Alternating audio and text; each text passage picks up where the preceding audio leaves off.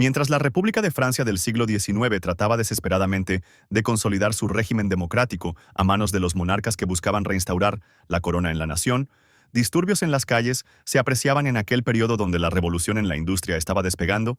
Allí surgió un hombre amante de la pluma y el papel que indagaba en la fe del progreso después de pasar por la tormenta de la transición interna y externa, y en cuyos textos, llenos de aires trascendentales en cuanto al avance tecnológico, lo volvieron un hombre visionario por la calidad de sus inventos, que imaginó y planificó con tanta precisión en sus más famosas novelas, lo convirtieron en un autor auténtico.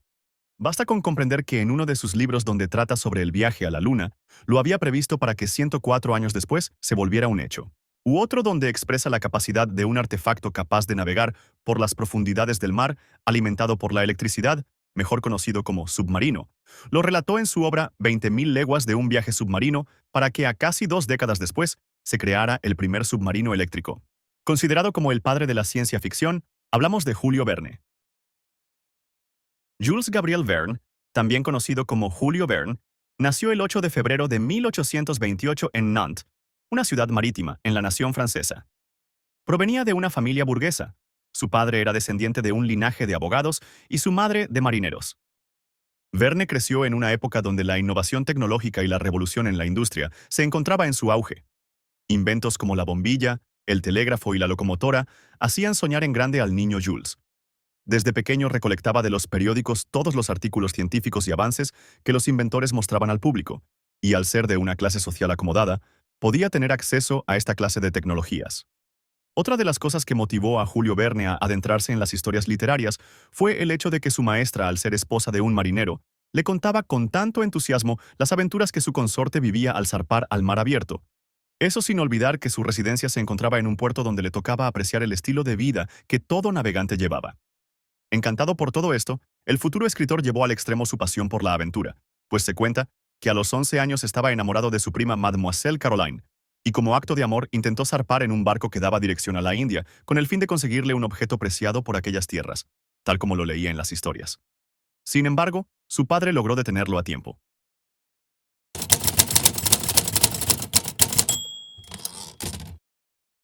Al transcurrir los años, dejó de lado su pasión por la literatura. Su padre lo hizo estudiar Derecho en París, y fue así como en 1847, a la edad de 19 años, llega a la capital francesa en un periodo donde la culminación por la República estaba por suceder al año siguiente. Así que, para evitar los disturbios en las calles, se limitó a frecuentar ciertos lugares. Aún así conoció a algunos personajes que le serían de apoyo para inspirarlo en regresar a la escritura. Entre ellos se encuentra Alexandre Dumas hijo, de quien entabló una gran amistad y le abrió paso por el mundo literario, donde de igual manera rozó con Honoré de Balzac y Víctor Hugo. Con estas influencias, renovó su pasión por la literatura y así, en definitiva, desacató por completo la encomienda de su padre, y por ende, dejó de financiarle su estilo de vida. A pesar de todo, la emoción que sentía por los libros le consolaba. Por consiguiente, comenzó escribiendo algunas obras teatrales y relatos cortos que apenas tuvieron un éxito moderado. Los pocos ingresos que percibía, se los gastaba en más libros. Entre ellos mezclaba la documentación sobre cálculos matemáticos y astronómicos con relatos literarios, de esos que le gustaban como Hans Pfaall, de Edgar Allan Poe, en el que cuenta sobre un viaje a la Luna en globo. Tras un empleo como secretario del teatro lírico, trabajó como agente en bolsa, hasta que a los 24 años entró en la redacción de la revista literaria El Museo de las Familias, donde se ocupaba de su sección científica. Antes de hallar el éxito literario, contrajo matrimonio con Honorine de Vian en el año de 1857, quien era una viuda proveniente de Amiens y madre de 2 hijas. Al poco tiempo, tuvieron un hijo llamado Michel. Sin embargo, Julio nunca encontró la estabilidad emocional formando una familia, y la mayoría del tiempo se hallaba ausente para ellos, cosa que afectó al legítimo de la familia, y con ello desarrolló una conducta rebelde que pondría en apuros a los padres. Continuando con su carrera profesional, en una época donde la literatura romanticista era la moda, Julio optaba por escribir desde otra perspectiva, pues como sabemos, él innovaba sus manuscritos a base de cálculos matemáticos y otras proyecciones para crear en sus relatos artefactos ficticios que más adelante se volverían realidad y pasarían a ser parte esencial en sus tramas. Estos conocimientos y experiencias que devoraba de los libros y los ponía en práctica en su precursora escritura, le dieron una amplitud imaginaria que más adelante ejecutaría para satisfacer no solo a los ávidos lectores, sino a la propia comunidad científica, pues a partir de ellas sustraen lo que más adelante conoceremos como los mayores avances tecnológicos del siglo XIX.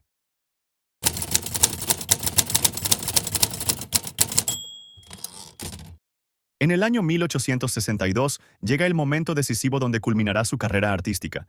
Tras arduas sesiones de trabajo, Julio Verne consolida oficialmente su ópera prima titulada 5 semanas en globo, donde en un encuentro con el editor Pierre-Jules Hetzel hace entrega del manuscrito en el que posteriormente se vuelve un éxito rotundo.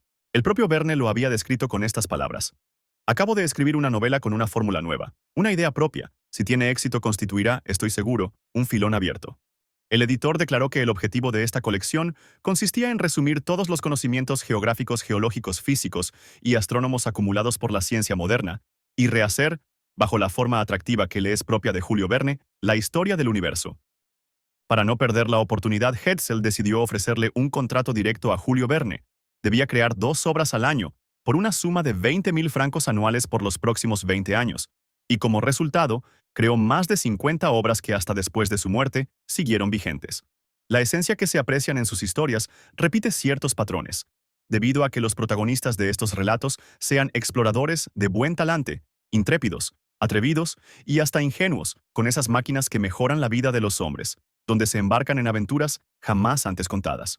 Por ejemplo, en 5 semanas en globo trata de la historia de un sabio inglés llamado Samuel Ferguson, que en compañía de un criado recorren el continente africano a bordo de un globo propulsado por hidrógeno, o en 20.000 leguas de un viaje submarino, narra la historia del biólogo francés Pierre Aronnax, el cual es embarcado en el buque Abraham Lincoln para ser llevado al submarino Nautilus, en compañía del capitán Nemo, donde se encuentran en la búsqueda de una criatura que se halla atacando los buques. Sin embargo, hubo un periodo donde la forma en que contaba sus historias lo hizo de manera distinta.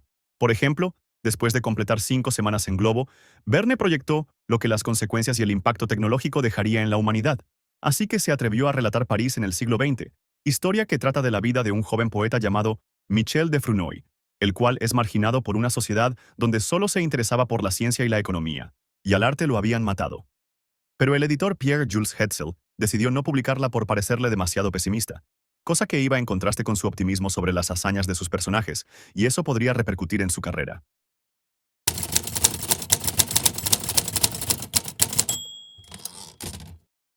La vida de Verne fue una constante de éxitos literarios. Se mantuvo así hasta el año 1886. Allí pasó por un periodo en lo personal bastante difícil. Se cuenta que su sobrino Gastón padecía de demencia, y en un acto arrebatado le disparó dejándolo cojo en lo que restaba de vida. También, al poco tiempo, su editor y amigo Pierre Jules muere. El peso que sintió por la pérdida de su amigo y socio, junto con las consecuencias del creciente avance tecnológico que ya había anticipado desde París del siglo XX, le hicieron tomar un estilo de escritura más pesimista en contraste con las entusiastas aventuras que solía escribir en sus primeras historias. Tiempo después, Verne se postuló para ser elegido concejal del ayuntamiento de la ciudad de Amiens. Ganó y ejerció el cargo durante 15 años. A sus 77 años, murió en esa ciudad de Amiens, el 24 de marzo de 1905. La trayectoria que marcó este visionario fue una de las más prolíficas en sus tiempos, pues se anticipó a los mayores avances que la tecnología de aquel entonces apenas y estaba por nacer. No obstante, Julio nunca se consideró como profeta. Más bien decía: yo simplemente he hecho ficción de aquello que posteriormente se convertiría en un hecho, y mi objetivo no era profetizar, sino difundir el conocimiento y la geografía en la juventud. Aún así, los inventos que anticipó Verne en su momento, al paso de los años, se volvieron realidad. El submarino, los cohetes a la luna, las capitales superpobladas, el teléfono, las guerras bacteriológicas y las videoconferencias. Es algo que en las historias de la colección Viajes Extraordinarios fueron contadas. Pero otros no cuajaron, como los periódicos hablados o los tubos neumáticos en el agua. Aunque es un hecho que la imaginación de este autor para mezclar ciencia y arte es algo con lo que pocos personajes se atrevieron a hacer por aquellos tiempos, y como se mencionó al inicio, por esta razón Julio Verne fue y siempre será recordado como uno de los padres de la ciencia ficción. Si te gustó este video, no olvides dejar tu like y suscribirte a este canal para seguir promulgando este tipo de contenido asociado a la narrativa, y nos vemos en el próximo video.